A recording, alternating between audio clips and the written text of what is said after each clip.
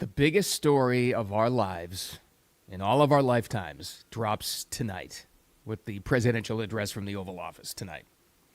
Maybe. Because it's only a story and it only matters if they do something and follow up on it and if they have the goods. They can have the goods, but it depends what happens from here. Now, all of this may be obsolete by the time this happens tonight at 9 p.m. Eastern time. That's when the address to the nation happens from President Trump. And he's going to have cabinet officials there. He's going to have intelligence officials there, reportedly, justice officials there. It's a big one. And he teased it, and it's all about election security.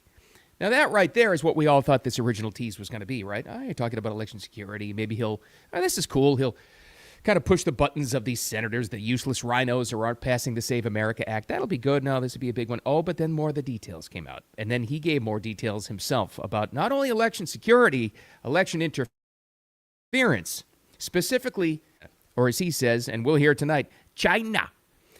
And there's a big part of this story you might remember that went very quiet about a month and a half ago. Do you remember when intelligence officials, Tulsi Gabbard, when she was in that position at DNI, were outside the Fulton County election processing center and they grabbed all those ballots and then all of a sudden they went really, really quiet?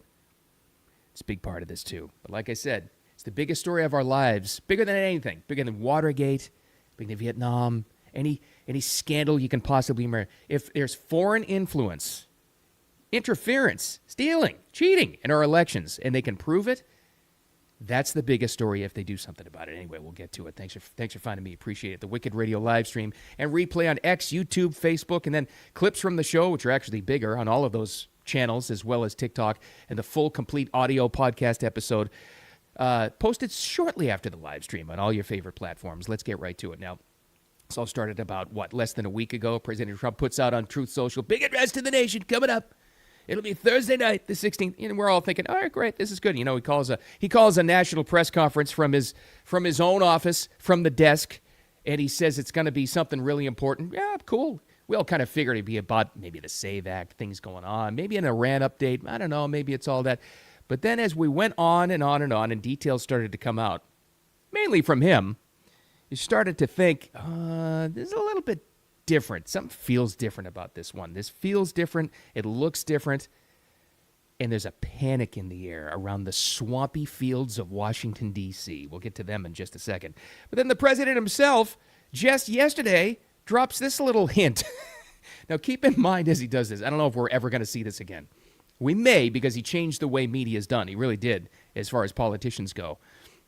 Let's not forget, but besides being president now twice, a businessman, he's also a media mogul. Nobody knows how to persuade and promote something like this guy. This is a promotion. This is a billboard promo for the address coming up tonight, which he just said. And the way he does it is classic. I don't want to talk about it too much. I'd rather save it. But it's about China stealing our election. No, he didn't say that, but here you go. World and around the nation are anticipating your big announcement on Thursday night regarding election machines and integrity. Can you give us sort of a sneak peek about what to expect and tell the Well, audience? I'd rather save it. It will concern that subject, and we'll have a couple of other things to Why say should people also. watch, though? But I'd rather save it, but it's really big news. It's really, really big news. And our country has to shape up. But that's what we're going to be talking about Thursday is it doesn't get bigger, because without free and fair elections, you don't have a country. We'll be discussing other things too, but it's going to be a very big announcement. Yeah. When he says something, this is a little bit different for him too. This is, of all the things, let's face it, you know, President Trump hypes things up a lot. He knows how to do that. He knows how to get your attention. He knows how to go big with hyperbole. We get it. He doesn't often say something like this. In fact, I don't know if I can recall him saying this phrase. It doesn't get any bigger. Very interesting. And even though he said he's not going to talk about what it's all about, he said it's all about election security. So that goes on throughout the day. And then little pieces of information started to come out. Not only from Georgia, not only from the politicians directly affected. We'll hear from them in just a second. Then we started to hear from the White House press corps, like the ones that get the information. And this thing came out just yesterday, and this is the one that said had everybody going, huh. And it was very similar to all the other White House press corps members saying this. This is from Jennifer Jacobs. She is a senior White House correspondent for CBS News. She posts this on X. Part of Trump's speech Thursday night will touch on previously unreported Chinese meddling in U.S. elections. Well, that's a hell of a first line. Sources told me, again, she's a White House press person, some evidence shows Beijing compromised U.S. voter data and evidence the CIA knew about the action and didn't share this information with Trump during his first term, per sources. Wow. No, I'm not saying wow just because this is the most important reporter in the world. I'm saying it because most mainstream media reporters, as you know, they don't write things like this. They are deathly afraid of being sued and putting the wrong thing out there. She goes on to say, cabinet officials are expected to be in the audience during his remarks. Among those invited, this is what we were getting to in the introduction, heads of CIA, FBI, National Intelligence, DHS, it's Homeland Security, as well as other agencies and staff. Some cabinet members will not be there due to scheduling conflicts, blah, blah, blah, blah. I'm told, blah, blah, blah, blah, blah. Okay, I know, I used to think this too. I know you like to think that it's only Democrats that leaked the press. Come on. We know better. Let's be big boys and girls here. Republicans do it too. This administration does it too. This is a direct leak, which is why it gives it some credibility, believe it or not. This is a direct leak from the White House to quote-unquote legitimate mainstream press White House reporter, this Jennifer Jacobs girl. This is where this came from. Huh. Okay. Now, add this on to Trump's statement from his meeting just yesterday, too, and add that and put it all together and put it into a string where he says, it doesn't get any bigger. Okay. Chinese interference.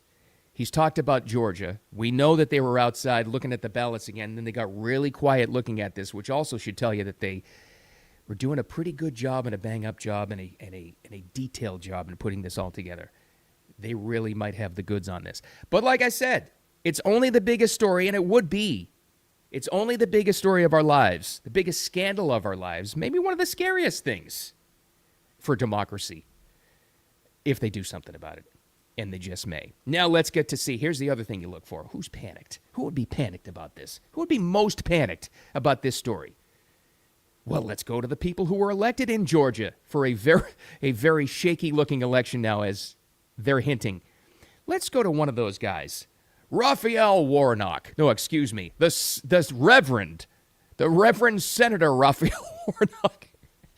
Here he is trying to downplay this whole thing, and this is what you also have to watch out for, and this happened yesterday all day long. So the interference is out already saying, oh, this hyped up press conference tonight, it's got just about, it's an attack on democracy. He's trying to delegitimize elections. It's election fraud conspiracy theories. Well, here's a guy that would be directly affected. Donald Trump is at war with American democracy, and Georgia is ground zero. You remember that he called into Georgia in 2020, literally demanding that officials in Georgia give him over 11,000 votes. Donald Trump is a...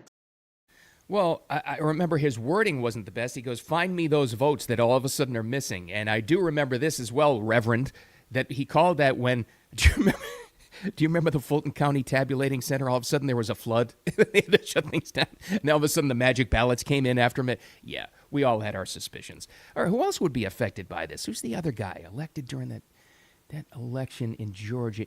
Jon Ossoff from Georgia. Now, he went a little bit deeper. He went a little bit further in a previous interview here with Jen Psaki. Remember her? Talking about what he could do is he could send the National Guard here and intimidate people, and what he could do. Notice how they're all playing interference. Here's what the other guy elected in Georgia said. He does have the power to try to intimidate people. He's demonstrated his will to abuse power. I expect him to use whatever he puts out there on Thursday as a pretext either for some attempted unconstitutional use of federal power to interfere in the election, or to give his proxies and loyalists in state and local jurisdictions some cover for whatever they might attempt, or to... So they're running cover, actually, by projecting onto this thing. So they had to get ahead of the story. They knew it was coming. So over the past 2 days leading up to this big speech tonight, they were all saying, and you got the Reverend saying that this is ground zero. We know it's an attack on democracy. And you got Jon Ossoff saying, well, what he's going to do is he's going to set it up as a pretext to federalize, to get the feds involved in these elections and intimidate people. It always goes back to this. It's one of the oldest things in the book. It's like when you deal with people in your personal life. If you have nothing to hide, why wouldn't you want more investigation in how you were elected? Or if you have nothing to hide, because if it comes out that you were duly elected, then you got double the power, really, as far as persuasion goes. Then you can always say, you can come back after and say, even the feds looked into my election and they found, like we always knew, that I was fairly and legally elected. What do you have to hide? Why are they so panicked? Why are they so afraid? Here's a little bit darker thing. This is, she wasn't involved with Georgia, but she's a Democrat power player. Melissa Slotkin from Michigan. Now, she was doing a speech at, I can't remember exactly what think tank forum, Washington, D.C., swamp sewer hole this thing was from, but she's talking about this very same example, what they want to do, what President Trump is trying to do with elections. Again, they're playing pretext here with all of them. The first, a scenario in which Trump finds a pretext, invokes the Insurrection Act, and tries to impose martial law. Elections, therefore, could be canceled, or if they happen, he could surround polling places with military and federal law enforcement to intimidate. Yeah, I guess that was from the Brookings Institute. That, again, this is setting up that apocalyptic scenario. This is what he wants to do by daring to look into this election. By daring to look into this, what he's going to do is intimidate people. They're going to cancel elections, which is all freaking nonsense. But again, even with what she said, it goes back to it. What are you so afraid of? Why would you be so afraid? It's the oldest rule in the book. If you got somebody that's afraid of an audit, you're hiding something. You got somebody that's afraid of securing an election, you're hiding something. And why aren't they talking about the foreign interference and influence in this? Because maybe, just maybe, this administration found something with Chinese influence and interference in these elections, maybe going back decades, and they don't even know exactly what they have, which tells me, I think the investigation with the Department of National Security, I think they've been doing a good job with this. But now we have, and there was one particular person and one particular statement I was looking for this to tell me that, yeah, this may be the biggest thing of all time, maybe. AOC and what she would say. She said exactly what I was looking for in my own little tiny brain to see if this is a massive, massive story or not, and she said it. I'm going to chop this up into two parts because I think you need to hear the question. So reporters, I can't even call them reporters, people from the Midas Touch podcast, which is one of the looniest far left from Podcastistan. They are just absolutely awful. They caught her coming down the Capitol steps, and they asked her this question about what's coming up. You got to listen to how they posed the question even. This is just ridiculous. And then we'll take her answer, which is fascinating to me. Her answer, AOC's panic, and her answer in this about this address to the nation tonight, tells me everything. Let's see if you say this. Rant to spew election conspiracy theories on Thursday. Do you think that TV networks should run it? Do they have an ethical obligation? A big ad? Rant, like a speech. He's basically doing made-for-TV broadcast about election fraud and conspiracy theories and all the rest on Thursday. I don't think. Okay, here. That was the. I don't know if you. Hopefully, you heard the question. Do you think the network should air his rant spewing election conspiracies? It's basically a paid ad, is what the question said there. But you got to listen to AOC's answer, because what she says used to be shocking when you hear something like this. It's exactly what I expected her to say, and this should tell you. This should, overtake all of the other statements you heard so far over the past few minutes. This is the one where you know there's something to this tonight. Here's what she said. That we should be contributing to any platforming of lies about our election. And so I think that, many news outlets oftentimes may receive transcripts. And I think that we have an ethical obligation to not air things that undermine our election, that are not rooted in evidence and fact. And so, of course it depends on the contents of his speech, but that's my take on it. What do you make of DHS? Okay, So if you got through that word salad, what she's saying basically is calling for censorship. She doesn't think the networks should air this because they'll get a transcript ahead of time. She thinks they have an obligation not to air it. Now, any other time, any normal time in American history that would call for censure of her because she's talking about censorship, just don't air it. Just don't let him say this. The networks have a responsibility. I'm telling you, that's the exact person saying the exact thing that I was looking for to tell me, just my opinion, I can just tell you what I think, whether or not this is a massive, massive story and they have the goods. Don't doubt yourself. Yes, I may agree with you that she's not the brightest bulb in the pack. I may agree with you. Let's not kid ourselves. That is a major, major player in the Democrat Party. Most likely going to be a name that's running for president in 2028. Most likely. When it happens, don't get mad at me. I'm telling you, she has that kind of influence. She's a major influential player. Take that for what it means in that party over there. When she says in that kind of a panic that the networks should actually censor him and not air this thing, and not all of them may. They may cut out of it. Who knows? But it'll be out there still. That's panic, my friends. That's the biggest tell of all, above everything, that you know this is for real. And again, depending on what they do with it, maybe this is the biggest story of our lifetime. You cannot get a bigger story, scarier story, really, as an American patriot than to find out that it was China, as Trump will say tonight, of all things interfering in our elections, probably using electronics. But the big thing he's going to get to tonight, we think, what they're teasing at, is our intelligence officials kept that from them and us. Now, if that happens and they do something about it, it's the biggest story of our lifetime. But get ready for what you've heard already. All of the spin that is now 2 days old from the Democrats because they knew what was coming. He wants to cancel elections. The networks shouldn't air it. He's trying to destroy democracy. They've all said it already. You're going to hear that and a ton more after this. Now, if this administration has the guts and the balls to actually do something, ignore all that nonsense, all that noise, and actually do something about this, that's the biggest story we've ever seen. Bigger than you make.